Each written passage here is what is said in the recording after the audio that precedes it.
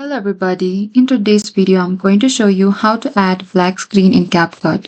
A black screen can be used as an intro, transition or pause. So in order to add a black screen, make sure you already have added your clip. So after that, what you can do is you need to simply cut this clip. You can select C in your keyboard or you can also split over here. So after that, what you need to do is you need to simply double click onto the clip and simply go up and make sure you have a little gap in between. And this is it. There's this black screen. But if you want your clip on the bottom here and you still want a black screen, what you can do is you can select this icon that is main track magnet. Simply deselect this and you can simply put it in the bottom and you can select how much black screen that you want in CapCut.